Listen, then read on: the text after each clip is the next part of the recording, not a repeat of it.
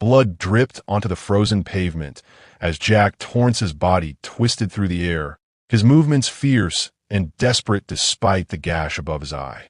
"Get out of here, street rat!"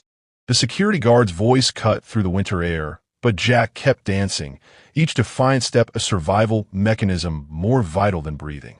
The crowd that had gathered pressed dollar bills into his upturned hat, not for his skill, but from pity for the bruised teenager dancing as though his life depended on it. Because it did. Through the bulletproof glass of the mansion across the street, Elsa Ripley's fingers twitched, the first voluntary movement her doctors had seen in 3 years. Her father, billionaire Tony Corleone, stood frozen behind her wheelchair, heart hammering against his ribs as he watched his daughter's eyes track the homeless dancer with an intensity he hadn't seen since before the crash. "That's him," Elsa whispered, her voice cracking from disuse. "That's the boy from my dreams." Tony's blood went cold. The homeless kid's face, even from this distance, matched the police sketch they'd buried after the accident. The sketch of a witness who'd vanished before questioning. The only person who knew what really happened the night his wife died and his daughter's spine was shattered. The night someone had cut their brakes. Jack's dance ended with a perfect backflip that brought gasps from the crowd. As he collected his earnings, his eyes locked directly with Elsa's across the boulevard. A flash of recognition passed between them. Impossible. Inexplicable. Tony grabbed his phone. "Find that boy," he ordered. "Bring him to me. Whatever it costs." His security chief hesitated. "Sir, about the DNA results from the accident scene." "Not now," Tony snapped, watching his daughter's hand reach toward the window, toward the dancer who had somehow pierced through 3 years of paralysis and silence. What neither realized was that Jack didn't dance for money or attention. He danced to remember. Fragments of a past violently taken from him the same night Elsa's world had shattered. And the billionaire who had orchestrated both their tragedies was watching from the shadows, finger hovering over a trigger that would silence them permanently. "Hey there, amazing viewers. I'm absolutely thrilled you're here with me today. Where are you watching from? Drop it in the comments below. And if you haven't hit that subscribe button yet, do it now. Because the shocking truth behind this mysterious connection is something you won't believe until you see it unfold." Jack Torrance huddled in the abandoned storage room of the Westbridge Community Center, the only place he'd found to call home since escaping the state's foster system 9 months ago. Moonlight filtered through a cracked window, illuminating a small collection of treasures. 3 paperback novels with dog-eared pages, a tattered dance magazine, a scratched iPhone with a cracked screen that still played music when charged, and a plastic bag containing exactly $43.27, today's earnings. He peeled off his threadbare hoodie, revealing a lean, muscular frame marked by scars that told stories he never shared. In the dim reflection of a broken mirror propped against the wall, he examined the fresh cut above his eye. Not deep enough to need stitches. Another scar to add to his collection.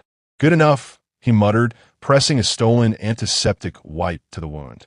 Jack had learned early that beauty existed in precision, in the perfect execution of a movement, in the mathematical certainty of rhythm. It was why he excelled at dance despite never having a single lesson. The world might be chaos, but dance made sense. When he danced, the fragments of his shattered memory seemed to align, like puzzle pieces shifting toward a complete picture he couldn't yet see. A picture that always led back to screeching tires, shattered glass, and a woman's scream. Across town, behind the walls of the Corleone mansion, Elsa sat in her customized medical bed, her father hovering anxiously at her side as Dr. Hannah Matthews checked her vitals. "You're certain about what you saw?" Dr. Matthews asked gently, her kind eyes searching Elsa's face for signs of confusion. At 38, Hannah had been treating Elsa since the accident, becoming more family than physician. Her fingers moved. Tony insisted before Elsa could answer. "I saw it myself." And she spoke. Actual words, "Hannah," not just sounds. "I said his name," Elsa whispered. Tony and Hannah exchanged glances. "Whose name, sweetheart?" Hannah asked. "Jack." The name fell from Elsa's lips with such certainty that neither adult questioned how she could know it. "His name is Jack, and he was there the night of the accident." Tony's smartphone clattered to the floor. He recovered it quickly, but not before Elsa noticed how his hands trembled. At 12, Elsa possessed a perception that often unnerved the adults around her, a gift she'd inherited from her mother, along with her stubborn determination. "Mr. Corleone," Victoria Chin's crisp voice interrupted as Tony's assistant appeared in the doorway, her tailored suit as impeccable as her timing. "Your security team has located the boy. He's at the community center on 8th Street. They're waiting for your orders." Victoria, sharp, efficient, and fiercely loyal to the Corleone empire, had been Tony's right hand since before his wife's death. Some whispered she was more than that, but Tony had never looked at another woman since losing Elizabeth. His devotion to his late wife was matched only by his obsession with his daughter's recovery. "Bring him here," Tony said, his voice dropping to the dangerous tone his business rivals had learned to fear. "Offer whatever it takes." "Dad," Elsa's voice cut through his plotting. "He'll run if you send security. He's afraid." "How could you possibly?" "Because I would be too." Her eyes, so like her mother's, held his with unexpected strength. "Let me ask him." "My way." In the community center across town, Jack sat bolt upright on his makeshift bed, heart racing from another nightmare. The same one that had haunted him for 3 years. A silver car spinning out of control. A woman's terrified face. A flash of headlights. And always at the critical moment before impact, the dream dissolved into darkness. But tonight, something had changed. Tonight, there had been a new element. A child's face pressed against the window of the spinning car. A girl with solemn eyes that somehow knew him. The same girl he'd seen in the mansion window today. Jack pulled his knees to his chest, trying to make sense of the connection. He'd been dancing on that corner for weeks, drawn there by an instinct he couldn't explain. And today, when their eyes had met, something had clicked into place. A recognition that defied logic. His phone buzzed with a notification from an anonymous number. Warily, he opened the message. "I know who you are, Jack. I know what you saw that night. Meet me tomorrow at Westbridge Square, 2 p.m. Come alone. I can help you remember everything." "Elsa," Jack's hands shook so violently he dropped the phone. How did she know his name? How did she know about his missing memories? And why did he feel, with bone-deep certainty, that meeting her would change everything? What Jack couldn't know was that in the Corleone mansion, Elsa was asking herself the same questions. She had no memory of sending that message. Her phone lay untouched on her bedside table. And in the shadows of his penthouse office, Tony Corleone stared at the duplicate screen showing the message he'd just sent from a ghost account, wondering if he was making the biggest mistake of his life, or finally finding the key to unlock the truth about the accident that had destroyed his family. In the elegant study down the hall, Victoria Chin quietly closed a hidden safe containing a single item, a blood-stained driver's license belonging to a teenager named Jack Torrance, recovered from the scene of the crash 3 years ago. A piece of evidence that had never made it into the police report. As dawn broke over the city, for people lay awake, bound together by secrets and lies, and by a dancer's movements that had somehow breached the walls between memory and truth, between paralysis and possibility. Hey, beautiful people, I'm absolutely loving your comments from all around the world. If you're enjoying this journey, make sure you hit that subscribe button and join our amazing community. What do you think Jack will discover when he meets Elsa? Share your theories below. Westbridge Square shimmered under the winter sun as Jack approached, his breath forming clouds in the frigid air. He'd arrived an hour early, circling the perimeter with the cautious instinct of someone who'd learned to trust no one. Each passing car made his muscles tense, ready to bolt at the first sign of trouble. At precisely 1:55 p.m., a sleek black Bentley rolled to a stop at the edge of the square.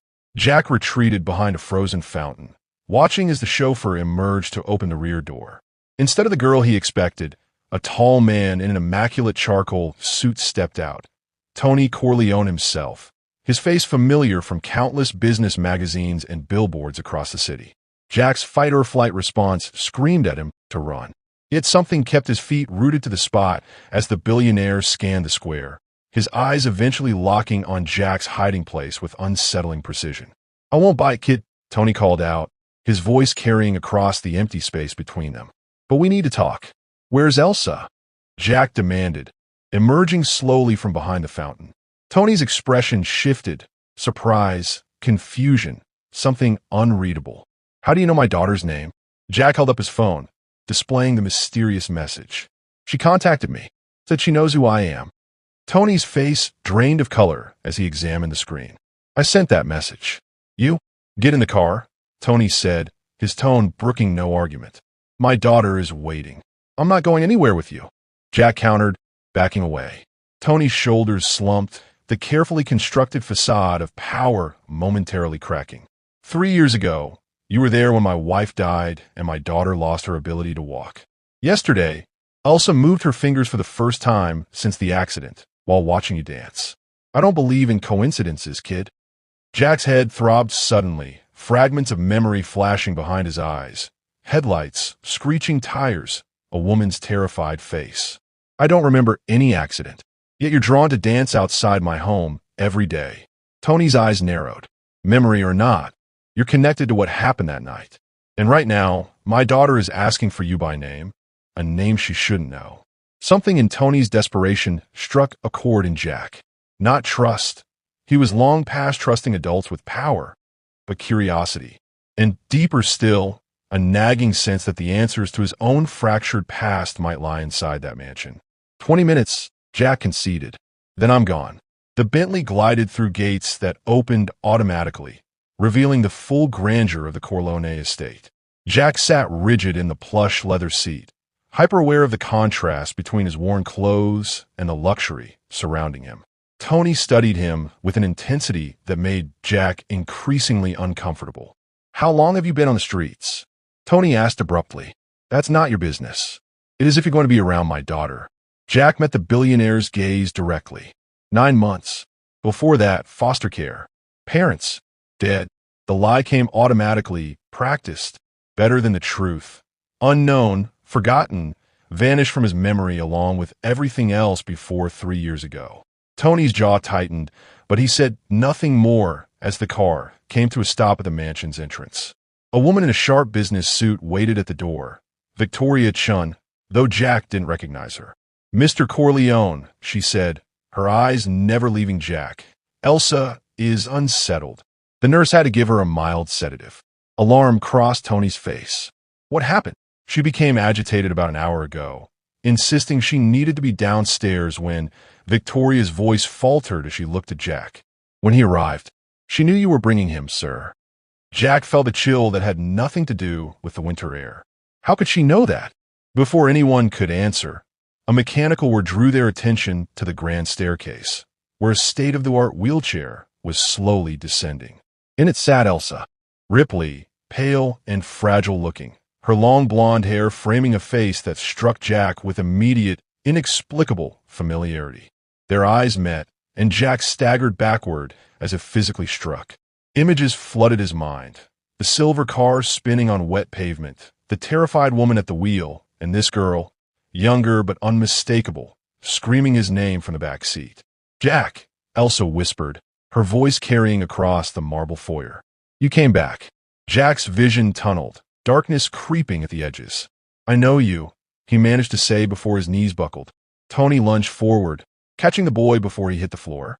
Victoria moved with surprising speed to assist, but froze when she saw the expression on Elsa's face. Not shock or concern, but relief.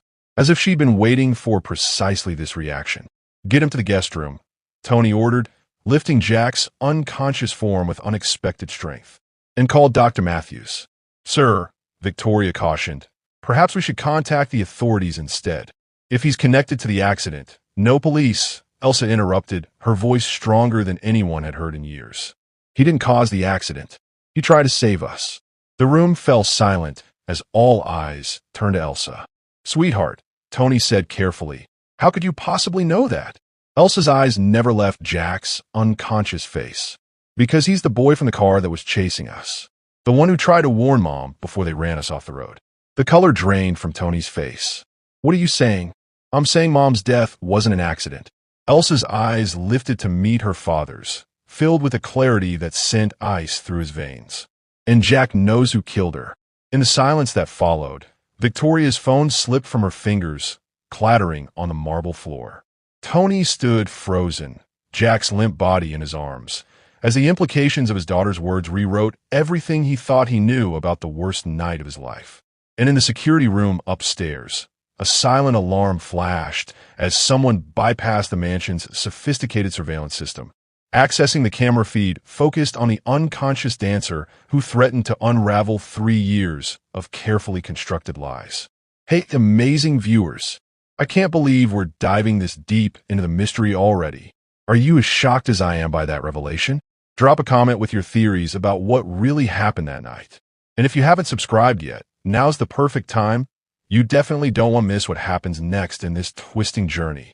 Jack woke to the unfamiliar sensation of Egyptian cotton sheets against his skin. Disoriented, he bolted upright, heart hammering against his ribs as his eyes darted around the luxurious guest bedroom. Sunlight streamed through floor-to-ceiling windows, illuminating a space larger than any apartment he could remember. "You're safe," came a soft voice from the corner of the room. Jack turned sharply to find Elsa in her wheelchair, a book open on her lap. She looked different in the natural light, less fragile, her blue eyes sharp with intelligence. A gentle smile played at the corners of her mouth. "How long was I out?" Jack asked, his voice hoarse. "Almost 18 hours. Dr. Matthews said it was a combination of exhaustion, malnutrition, and," she hesitated, "psychological shock." Jack swung his legs over the side of the bed, noticing he wore unfamiliar pajamas. The thought of someone changing his clothes while he was unconscious made his skin crawl. "The clothes were my idea," Elsa said, as if reading his thoughts. "Your old ones are being washed. Dad wanted to throw them away, but I figured you'd want them back." Jack studied her face, searching for the connection that had triggered his collapse. "What happened yesterday? When I saw you, it was like a dam breaking," Elsa finished for him. She maneuvered her wheelchair closer, her movements surprisingly deft. "The same thing happened to me when I saw you dancing. Memories I couldn't access since the accident suddenly surfaced." A knock at the door interrupted them. Victoria Chun entered, carrying a tray laden with breakfast foods, the kind Jack had seen in restaurant windows but never actually eaten. "Mr. Corleone requests your presence in his study once you've eaten," she said, her tone professionally detached as she set down the tray. Her eyes, however, assessed Jack with clinical precision. "Clean clothes are in the bathroom. I'll return in 30 minutes to escort you." After Victoria left, Jack turned back to Elsa. "Your dad's assistant doesn't like me." "Victoria doesn't like anyone except my father," Elsa replied, a hint of bitterness in her voice. "She started as his legal counsel, became his right hand, and now she practically runs our lives." She glanced at the door. "She was the first person at the hospital after our accident, before even my father." Jack took a piece of toast, trying to eat slowly despite his hunger. "Yesterday, you said something about your mom's death not being an accident. About me trying to warn you." Elsa's fingers fidgeted with the controls of her wheelchair. "It's still fragmented, but I remember a silver car, your car, pulling up alongside us on the highway. You were leaning out the passenger window, trying to get my mom's attention. Your face," her voice faltered. "You looked terrified. You were shouting something, but Mom couldn't hear you through the closed windows. And then a black SUV rammed into the back of your car, sending it into the guardrail. The same SUV swerved toward us next. Mom tried to avoid it, but tears welled in her eyes. We went through the barrier. I remember falling, glass shattering, and then nothing until I woke up in the hospital, paralyzed from the waist down." Jack closed his eyes, trying to access the memory Elsa described. Fragments appeared, screeching tires, shattering glass, the sensation of impact, but nothing concrete. Nothing that explained why he would have been trying to warn them. "I don't remember any of that," he admitted. "My first real memory is waking up in a hospital 3 years ago with a severe concussion and no identification. The doctor said I might never recover my memories." Elsa reached out, her fingertips brushing against his hand. The contact sent an electric jolt through Jack, and for an instant, another image flashed behind his eyes. Elsa, younger, sitting beside him somewhere dark, whispering urgently. He jerked away, overwhelmed by the intensity of the connection. "Sorry," she said, misreading his reaction. "I shouldn't have." "No, it's not that." Jack struggled to articulate the strange sensation. "When you touched me, I saw something, another memory, maybe." Hope flickered across Elsa's face. "What did you see?" Before Jack could answer, Victoria returned, her timing as impeccable as it was suspicious. "Mr. Corleone is waiting," she announced, her gaze shifting between them with subtle disapproval. Jack followed Victoria through the mansion's opulent corridors, hyper-aware of the security cameras tracking their movement and the two guards stationed discreetly near the main staircase. Everything about the Corleone estate spoke of wealth, power, and paranoia. Tony's study occupied the eastern wing of the mansion, with windows overlooking the sprawling grounds. The billionaire sat behind a massive oak desk, flanked by Dr. Hannah Matthews on one side and a man Jack didn't recognize on the other, tall, gray-haired, with the unmistakable posture of law enforcement. "Jack, this is Detective Frank Morrison," Tony said without preamble. "He led the investigation into my wife's accident." "Former detective," Morrison corrected, studying Jack with penetrating eyes. "I retired last year." Jack remained standing near the door, instinctively maintaining an escape route. "I thought you said no police." "Frank isn't here officially," Tony replied, gesturing to an empty chair. "Please sit." Jack reluctantly took the offered seat, noting how Victoria positioned herself between him and the door. "I've been reviewing the accident file," Morrison said, opening a folder on his lap. "No witnesses came forward at the time. No other vehicles were reported involved. The investigation concluded that Elizabeth Corleone lost control of her vehicle due to wet road conditions." "That's not what happened," Jack insisted, surprising himself with his certainty. "So you do remember?" Dr. Matthews leaned forward, her expression professionally neutral, but her eyes kind. "No. Yes. I don't know."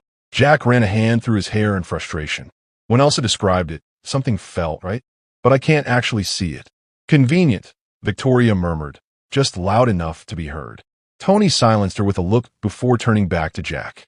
"My daughter has never spoken of another vehicle being involved. Not during her initial recovery. Not during 3 years of therapy. Yet yesterday, the moment she saw you, she not only regained some motor function, but also recovered detailed memories that contradict the official investigation." "Mr. Corleone hired me to re-examine the case privately," Morrison added. "I need to know everything you remember about that day. Even fragments might help." Jack closed his eyes, concentrating. "I remember a hospital. Doctors saying I had retrograde amnesia from head trauma. I remember a social worker placing me with a foster family when no one came forward to identify me." He opened his eyes. "That's my first real memory.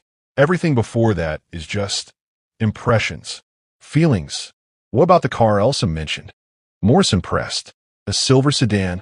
Another flash, polished silver paint, leather seats, a woman's perfume." "My mother's car," Jack whispered, the realization hitting him like a physical blow. "I think I was in my mother's car." Dr. Matthews exchanged a glance with Tony. "Jack, can you tell us anything about your mother? Her name, what she looked like?" Jack shook his head, frustration building. "Nothing. Just the smell of her perfume in the car. Something floral." "Jasmine." Elsa's voice came from the doorway, where she had appeared silently in her wheelchair. "Your mother wore jasmine perfume. She had dark hair like yours, and she was afraid of something. Or someone." Tony rose immediately. "Elsa, you should be resting." "I'm tired of resting," she countered, wheeling herself fully into the room. "I'm tired of pretending I don't remember pieces of that night. And I'm tired of everyone talking about me like I'm not here." A tense silence fell over the room. Jack found himself admiring her defiance, the steel beneath her. "Fragile exterior." Their eyes met briefly, and that strange connection flared again, recognition beyond explanation. "Your mother came to my school that day," Elsa continued, addressing Jack directly. "She was talking to my mom in the parking lot when I got out of class. They seemed to know each other, but they were arguing. You were waiting in her car." "That's impossible," Victoria interjected. "Elizabeth didn't know anyone matching this description. I managed her entire schedule, her contacts. My mother kept certain matters private. Even from you, Victoria," Elsa retorted, a challenge in her voice. "She had a separate phone, a secret email account. I found them after the accident, but the passwords were changed before I could access them." Tony stared at his daughter. "Why is this the first I'm hearing about this?" Elsa's gaze didn't waver. "Because the night after I found the phone, someone broke into our house while we were at the hospital. Nothing was taken except Mom's personal items from her desk. The police called it a random burglary, but it wasn't random at all." Jack watched the color drain from Tony's face as Morrison flipped rapidly through his notes. There was a reported break-in at the Corleone residence approximately 2 weeks after the accident, the former detective confirmed. No suspects were ever identified. This is absurd, Victoria cut in. You were heavily medicated during that period, Elsa. Your memories from that time aren't reliable. Test me, Elsa challenged, turning back to Jack. Ask him about the cassette tape. All eyes shifted to Jack, who stared at Elsa in confusion. What tape? The one your mother gave mine in the school parking lot. Black cassette with a red label. You were playing with it in the car later, before the crash. Another memory fragment surfaced. A plastic case in his hands, the feel of magnetic tape, his mother's urgent voice. If anything happens to me, give this to Elizabeth's husband. Only him. Oh God, Jack whispered, the revelation hitting him like a physical blow. My mother knew something was going to happen. She was trying to warn your mom. Warn her about what? Tony demanded, his composure cracking. Who would want to harm Elizabeth? Jack shook his head helplessly, but Elsa wheeled closer to her father. Mom was working on something in secret, she said quietly. Something to do with the company. I overheard her on the phone once, saying she had found proof and was taking it to the board. Tony's expression shifted from confusion to dawning horror. The whistleblower, he murmured. What whistleblower? Morrison asked sharply. Tony sank back into his chair. 3 years ago, just before Elizabeth's accident, there were rumors of a whistleblower within Corleone Industries preparing to expose illegal activities in our pharmaceutical division. Clinical trial data allegedly manipulated for a new cancer drug. His voice grew hollow. The board conducted an internal investigation, but found nothing conclusive. The FDA eventually approved the drug. Neurofex, Dr. Matthews said suddenly. The approval came through just months after Elizabeth's death. A drug now generating billions in revenue for Corleone Industries. Morrison added, his expression grim. That's one hell of a motive. Victoria's phone chimed, breaking the tense silence. She checked it, her professional mask slipping for just an instant before she composed herself. Mr. Corleone, the board is requesting an emergency meeting. They've been notified of developments. Notified by whom? Tony demanded. Victoria's eyes flickered involuntarily to the security cameras in the corner of the ceiling. Jack followed her gaze, the pieces clicking into place. Someone's been listening to everything we've said. The system's been compromised, Victoria admitted reluctantly. IT detected unauthorized access this morning. Tony stood abruptly. Lock down the house. No one enters or leaves until we figure out what the hell is happening. He turned to Morrison. I want everything you have on. Elizabeth's accident. Full access to the evidence, the vehicle, everything. Most of it's in storage at the department, Morrison warned. It'll take time to access. We don't have time, Elsa said urgently. She turned to Jack. They'll come after you now, just like they came after our mothers. The pronouncement hung heavy in the air. Jack felt the walls closing in, the familiar urge to run warring with a new, unfamiliar feeling. A responsibility to this girl who somehow knew him, who shared a past he couldn't remember. I need some air, he muttered, pushing past Victoria toward the door. Jack, wait, Elsa called after him. Jack strode through the mansion's corridors, past startled security guards and wide-eyed staff members, not stopping until he reached the grand foyer. He stood there, breathing heavily, trapped between the urge to flee and the nagging certainty that the answers he'd sought for 3 years lay within these walls. She needs you, came a soft voice behind him. Jack turned to find Dr. Matthews watching him with understanding eyes. She didn't move a muscle for 3 years, the doctor continued. Didn't speak more than a few words at a time. Then you appeared, and suddenly she's regaining function, recovering memories, fighting for the truth. That's not my responsibility, Jack said, even as something deep inside him rebelled against the words. No, it's not, Dr. Matthews agreed. But I think it might be your destiny. Jack barked out a laugh. I don't believe in destiny. Then believe in science. The brain is mysterious, Jack. Trauma can fragment memories, but sometimes the right trigger, a person, a place, a sensation, can reconnect neural pathways we thought were lost forever. She stepped closer. You and Elsa share a traumatic event. Your brains have locked away pieces of the same puzzle. Together, you might recover what neither of you can access alone. Jack wanted to argue, but another memory flashed. sitting beside Elsa in what he now recognized as the back seat of his mother's car, her small hand clasping his as they whispered together, two children sharing secrets while their mothers argued in hushed, urgent tones. "We knew each other before the accident," he realized aloud. "Elsa and I. We were friends." Dr. Matthews nodded. "That would explain the connection you both feel." The immediate recognition. The mansion security system suddenly blared to life, red lights flashing as alarms wailed throughout the building. Security guards appeared from every direction, weapons drawn. "Perimeter breach," one shouted into his radio. "East wing."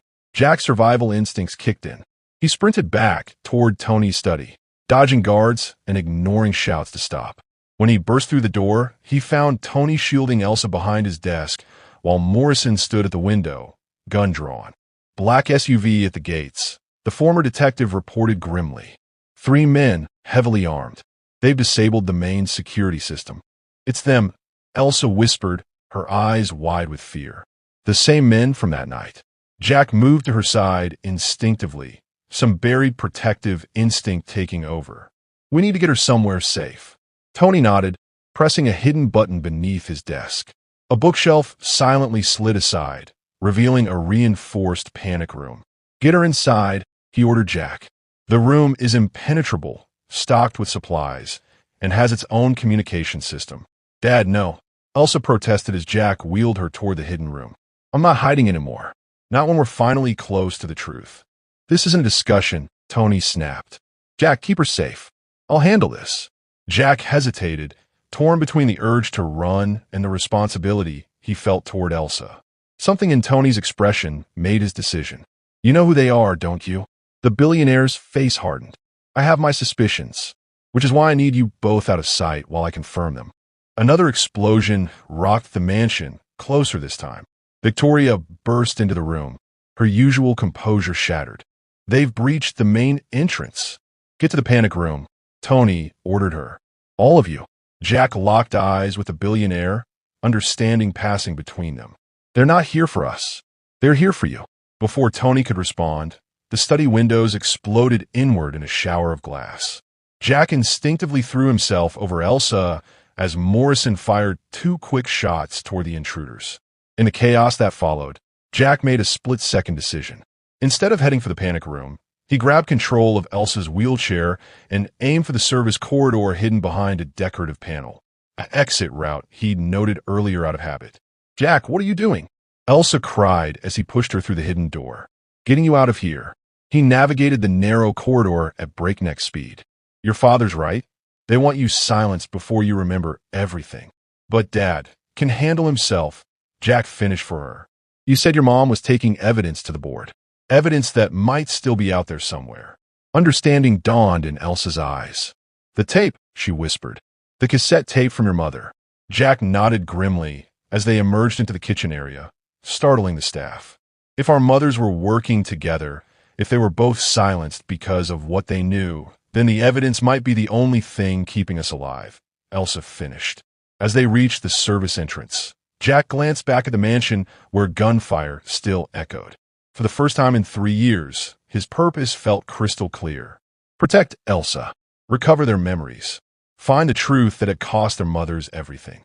What neither of them saw was Victoria, Sean watching from security monitor, her phone to her ear as she spoke 3 chilling words to the person on the other end. "They're on the move." Hey, amazing viewers. This mystery keeps getting deeper, doesn't it? I'm absolutely loving your theories in the comments. Where do you think Jack and Elsa are heading next? And who do you think is behind this conspiracy? Drop your thoughts below and hit that subscribe button if you're as invested in this story as I am. Trust me, the shocking twists ahead are ones you won't want to miss. Rain lashed against the windshield of the stolen maintenance truck as Jack navigated the treacherous mountain roads leading away from the city. Beside him, Elsa sat rigid in the passenger seat, her wheelchair secured in the back. They had abandoned it minutes after escaping the mansion, Jack carrying her to the vehicle in a surge of adrenaline neither questioned. "My father," Elsa's voice cracked. "Made his choice," Jack finished, his knuckles white on the steering wheel. "He was buying us time." The weight of that sacrifice hung between them as lightning split the sky. 3 hours had passed since their escape from the Corleone estate. 3 hours of driving with no destination. Only the certainty that they couldn't stop. "Where are we going?" Elsa finally asked, her gaze fixed on the rain-blurred landscape rushing past. Jack glanced at her, struck again by the strange familiarity he felt. "You mentioned a cassette tape.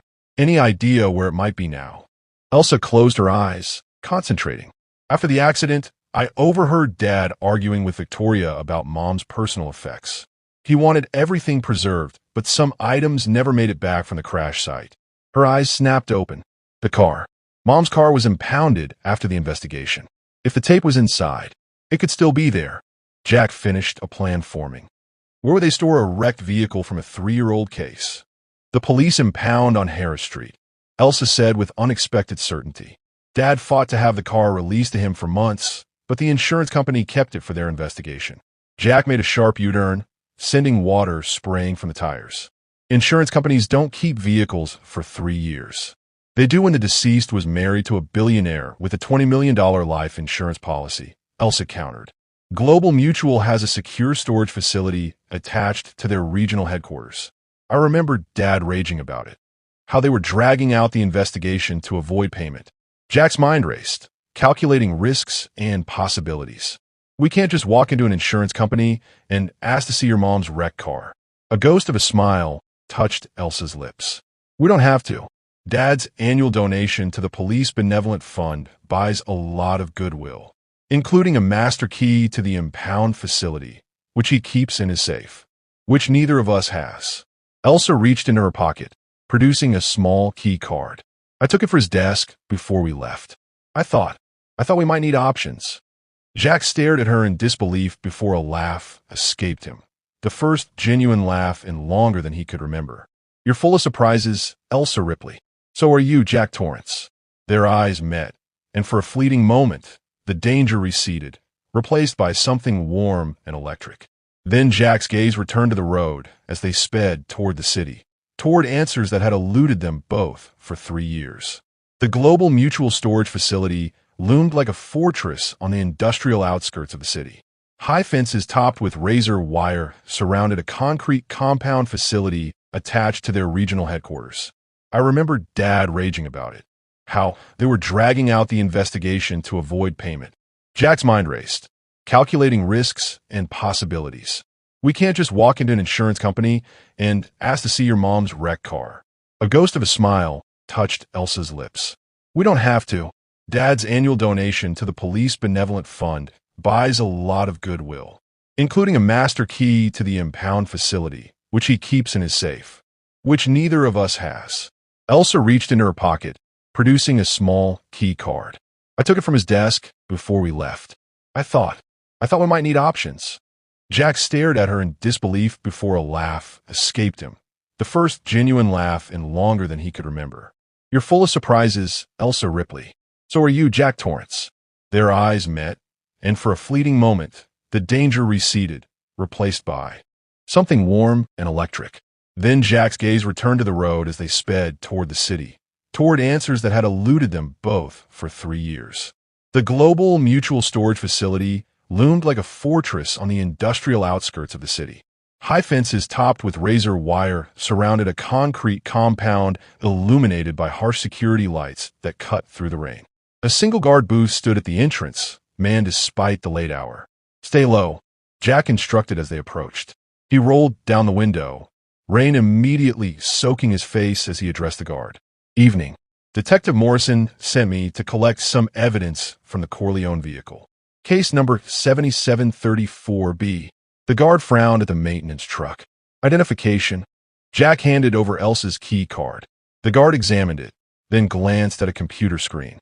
"System shows this was accessed an hour ago. Someone already picked up the evidence." Jack's stomach dropped. "Ooh, Victoria Chin, legal counsel for Corleone Industries." The guard handed back the card. She had the proper authorization. Jack nodded as if this made perfect sense, then pulled away before the guard could ask more questions. Once out of earshot, he slammed his hand against the steering wheel. "Victoria got here first. She knows we're looking for the tape. She can't know what's on it," Elsa reasoned, though her voice wavered. "Not if she's been trying to find it for 3 years. Unless she's the one who hired the SUV that ran us off the road." Jack's fragmented memories were starting to align into a coherent picture. Think about it. Who had the most to gain from silencing your mother? Who took control of your father's company while he was devastated by grief? Who had access to everything? Elsa's face paled. Victoria was Mom's friend. They went to law school together. She would never. Friends betray each other for less than billions in pharmaceutical profits. Jack countered grimly. He pulled the truck into an abandoned lot, cutting the engine. We need a new plan. Victoria has the tape, which means she knows we're looking for it. She'll destroy it, Elsa whispered. No. Jack shook his head, certainty filling him. She can't destroy it until she knows exactly what's on it, what evidence it contains. She needs to listen to it first. A realization dawned in Elsa's eyes. And who still has cassette players these days? Jack turned to her, the ghost of a plan forming. Exactly. She'll need somewhere private, somewhere with the right equipment. The audio lab at Corleone Industries, Elsa said immediately. Dad keeps vintage equipment there for his record collection, including cassette decks. Jack started the engine again. Then, that's where we're going. The Corleone Industries tower stood 72 stories high in the heart of the financial district, its gleaming facade illuminated despite the late hour. Security guards patrolled the lobby, and Jack knew their faces would be recognized instantly. The homeless dancer and the billionaire's missing daughter would trigger every alarm in the building. There's another way in, Elsa said, directing him around to the service entrance. Through the loading docks. The access code changes weekly, but I know this week's 7834. Jack raised an eyebrow. Ow, I make it my business to know everything about my father's company, she replied with quiet determination. Ever since I started suspecting the truth about Mom's death. They abandoned the truck 2 blocks away, Jack carrying Elsa through the rain to the loading dock entrance. The service door opened with a code, revealing a dimly lit corridor monitored by cameras. The security room is on the 2nd floor, Elsa whispered as Jack set her down on a rolling chair they found in a maintenance closet. We need to disable the cameras before we go any further. Jack pushed her toward the freight elevator, his senses on high alert. You know how to do that? No, but I know where Victoria keeps her override codes. The elevator ascended silently to the executive floor, a ghost town at this hour, with only emergency lighting illuminating the plush corridors. Jack pushed Elsa's chair past empty offices until they reached Victoria's corner suite. Locked, Jack muttered, examining the electronic keypad. Elsa wheeled herself forward. Try 5913. It's Elizabeth's birthday. The lock clicked open, confirming yet another piece of the puzzle. She used your mom's birthday as her security code. They must have been close. Or she's sentimental about her victims, Elsa replied, her voice hardening. She rolled to Victoria's desk, accessing her computer with practiced ease. Dad never changed Mom's administrator passwords. Victoria probably doesn't even know they still work. Within minutes, Elsa had navigated through security protocols to access the building surveillance system. Cameras on the executive floor and the audio lab are now on a loop. We have 30 minutes before the system automatically resets. Jack stared at her with newfound admiration. You're incredible. I've had 3 years in a wheelchair to learn computer systems, she replied, though a faint blush colored her cheeks. The audio lab is on the 48th floor. Victoria's key card is in the top drawer. The elevator ride to the 48th floor passed in tense silence, both of them aware that each minute brought them closer to answers and to danger. When the doors opened, they found themselves in a corridor lined with soundproof studios and mixing rooms. A thin strip of light shone beneath one door at the end of the hall. Jack eased Elsa's chair forward, moving silently until they reached the illuminated room. Through a small window in the door, they could see Victoria Chan standing before a vintage stereo system, her back to them as she inserted a black cassette with a red label. Jack placed a finger to his lips, then slowly turned the handle. The door opened soundlessly, allowing them to slip inside unnoticed as Victoria adjusted the controls on the cassette deck. The room was designed for perfect acoustics, which meant that when the tape began to play, every word was crystal clear. This is Elizabeth Corleone. A woman's voice emanated from the speakers, sending chills down Jack's spine. With supporting testimony from Sarah Torrance. We have documented evidence that clinical trial data for NeuroFX was falsified under the direction of Chief Legal Officer Victoria Chun and Chief Scientific Officer Dr. James Weaver. The following recorded conversations confirm their knowledge that the drug causes severe cardiac complications in approximately 17% of patients, complications that were deliberately omitted from FDA submissions. Victoria stood frozen before the stereo as a new voice, Jack's mother, began detailing specific instances of data manipulation, dates, times, and the names of researchers coerced into silence. The complete evidence package has been secured with our attorneys, to be released in the event of harm coming to either of us. Elizabeth's voice continued. Victoria, if you're listening to this, know that your betrayal hasn't just cost the company its integrity. It's cost you my friendship and any hope of redemption. Victoria's shoulders stiffened. Without turning, she said, I wondered when you two would find your way here. Jack instinctively moved in front of Elsa's chair as Victoria turned to face them, a sleek black handgun leveled at his chest. 3 years, Victoria said, her composure finally cracking. 3 years searching for this damn tape. I knew Elizabeth had evidence, but I never imagined she'd entrusted it to Sarah Torrance. She gave a bitter laugh. Two self-righteous crusaders who couldn't see the bigger picture. The bigger picture being profit over people's lives? Elsa's voice rang with her mother's same steel. The bigger picture being revolutionary medicine that has saved thousands despite a minority experiencing side effects, Victoria corrected. Your mother was going to destroy Corleone Industries over acceptable risk percentages. My mother died. Because of acceptable risk percentages? Jack advanced a step, rage building inside him. You killed her. You killed them both. Victoria's grip on the gun tightened. I never intended for anyone to die. I hired people to retrieve the evidence. Things escalated. You hired people who ran them off the road, Jack growled, who left me with brain damage and no memory, who paralyzed Elsa and orphaned us both. And I've regretted it every day since, Victoria said, genuine anguish crossing her face. But I can't change the past. I can only protect what's left. By killing us too, Elsa challenged. Will 2 more deaths help you sleep at night, Victoria? A flicker of hesitation crossed Victoria's face, the opening Jack had been waiting for. He lunged forward, knocking her arm upward as the gun discharged into the ceiling. They grappled for control, Victoria displaying surprising strength as they crashed into the stereo equipment, sending the precious cassette flying across the room. Elsa propelled her chair forward, retrieving the tape seconds before Victoria could reach it. Jack used the distraction to wrench the gun from Victoria's grasp, turning it on her. It's over, he said, breathing hard. The tape, our testimony, Morrison's reopened investigation, it's all coming out. Victoria slumped against the wall, the fight leaving her. You don't understand what you're doing. The company will collapse. Thousands of jobs lost. A life-saving drug pulled from the market. A drug that's killing people, Elsa countered. My father will rebuild. Without lies, without corruption. Your father already knows. Victoria's words fell like stones in still water. He's known for 2 years. When the life insurance investigation stalled, he hired private investigators who uncovered enough to suspect what had happened. But by then, NeuroFX was on the market. Millions of patients depended on it. Billions in company value built upon it. Her eyes met Elsa's. He chose to protect you by burying the truth.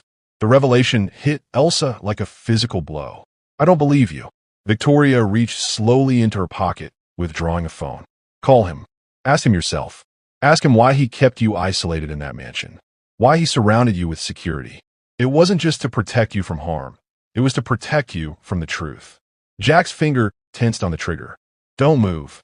I don't need to, Victoria replied with sudden calm. Security already knows you're here. They're on their way up. I triggered the silent alarm the moment you entered. As if on cue, the building's emergency systems activated, steel shutters descending over the windows as alarms blared throughout the floor. Jack's gaze darted between Victoria, Elsa, and the door, calculating impossible odds. Jack, Elsa said urgently, the tape player. Understanding dawned. Jack backed toward the stereo system, keeping the gun trained on Victoria as he ejected the cassette and pocketed it. We need to get out of here. There's nowhere to go, Victoria said, a hint of her old confidence returning. Every exit is sealed. Every security guard in the building is converging on this floor. Elsa wheeled herself to the room's control panel. Not every exit. Her fingers flew across the keypad, activating emergency protocols. Dad installed an executive evacuation system after September 11th. Secure elevator direct to the private garage level. The wall beside the mixing console slid open, revealing a small elevator barely large enough for 2 people.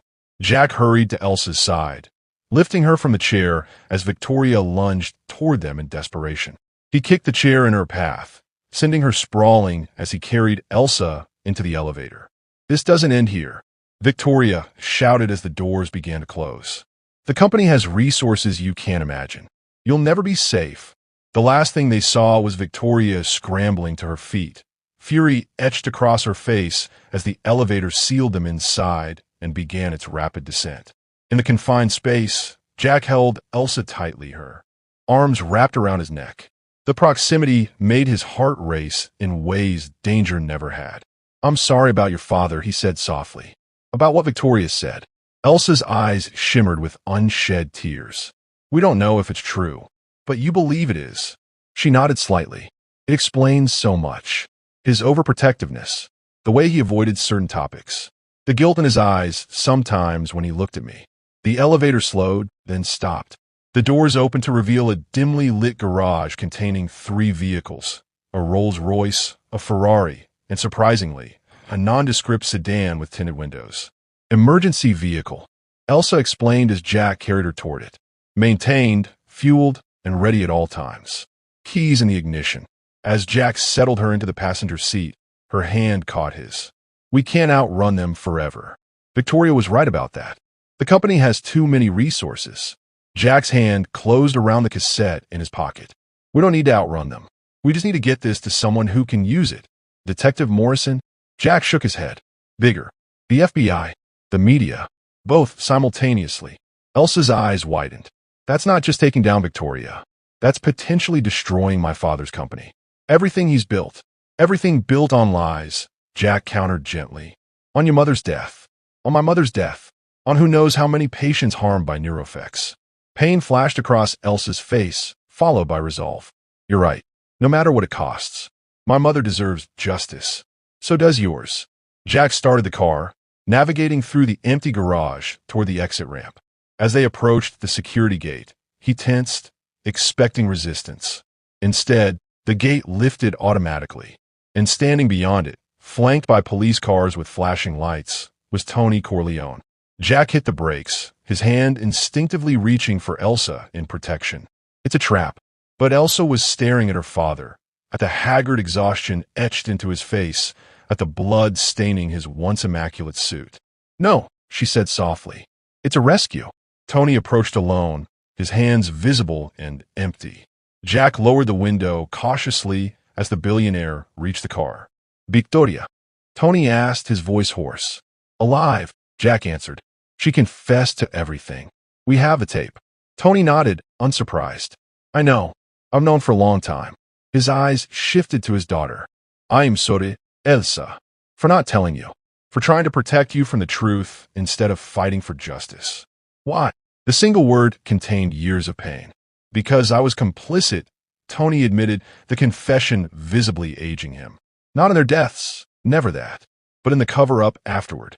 When I learned what Victoria had done, what the company had done, I made the wrong choice. I chose the company's survival over the truth." His voice broke. "Over what your mother would have wanted." Silence fell between them, heavy with the weight of betrayal and forgiveness yet to be earned. "The men at the mansion?" Jack finally asked. "Taken care of," Tony replied grimly.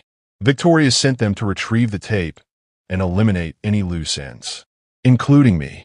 He gestured to the police cars. Detective Morrison brought reinforcements. "The FBI is already at Corleone Industries, seizing records." Jack's hand tightened around the cassette. "This contains everything they need to make the case." Tony nodded, extending his hand. "I'll make sure it reaches the right people, along with my own testimony." Elsa placed her hand over Jack's, stopping him. "We'll deliver it together," she said, her gaze fixed on her father. "All 3 of us." I need to know you're really choosing the right side this time." Pain and pride mingled in Tony's expression. "You're so like your mother." He stepped back from the car. "Together, then? I'll follow you." As they drove toward the federal building downtown, Elsa's hand found Jack's. "What happens now?" she asked softly. "After the truth comes out?" Jack glanced at her, this girl who had somehow unlocked his past and given him a future to fight for. "I don't know exactly, but I think it involves a lot of dance therapy." Confusion crossed her face. "Dance therapy? Free rehabilitation?" he clarified with a smile. "Dr. Matthews mentioned it might help with neural pathway reconnection, and I happen to know a pretty good teacher who works for free." Understanding dawned in Elsa's eyes, along with something warmer. "I'd like that." 6 months later, Jack stood in the center of the newly established Torrance Corleone Rehabilitation Center, watching as Elsa took her first tentative steps between parallel bars.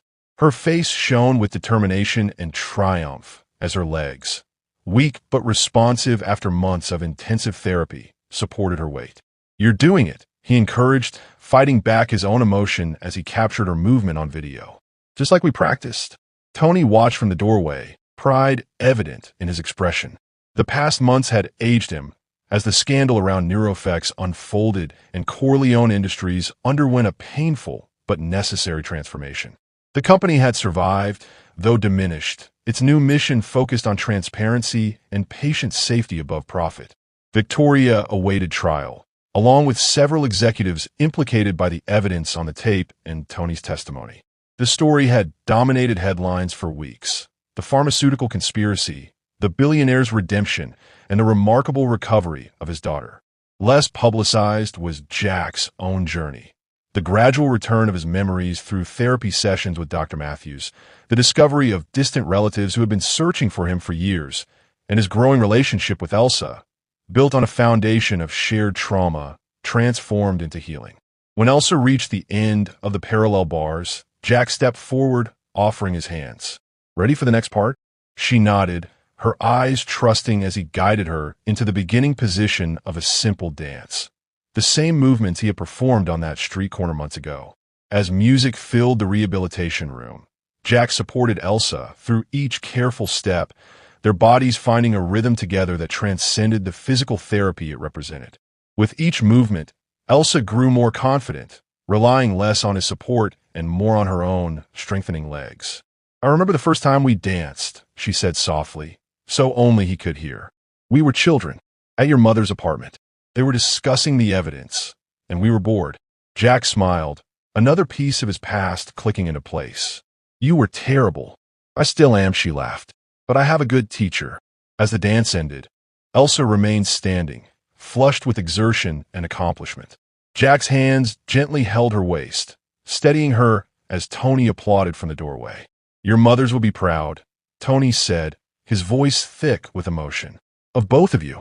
Jack nodded, knowing it was true. The justice they had won couldn't bring their mothers back, but it had given meaning to their sacrifice. The truth had cost them all: wealth, security, certainty, but had returned something more valuable: integrity, purpose, and the chance to rebuild on an honest foundation. As Jack looked into Elsa's eyes, he saw not just the past they had recovered, but the future they would create together, step by careful step, dance by healing dance. "Ready to try again?" he asked softly. Elsa's smile was radiant as she took a step forward on her own, arms outstretched for balance. "I've never been more ready." Outside the center's windows, snow began to fall on the city, covering old scars with the promise of new beginnings. A dance of transformation more beautiful than any Jack had ever performed. Hey, amazing viewers, what an incredible journey this has been. I'm absolutely blown away by all your wonderful comments and theories throughout this story. If you enjoyed this emotional roller coaster, please hit that subscribe button so you don't miss any future stories. Where are you watching from? Let me know in the comments below. I love connecting with all of you. Until next time, remember that even in our darkest moments, healing and hope are just a dance away.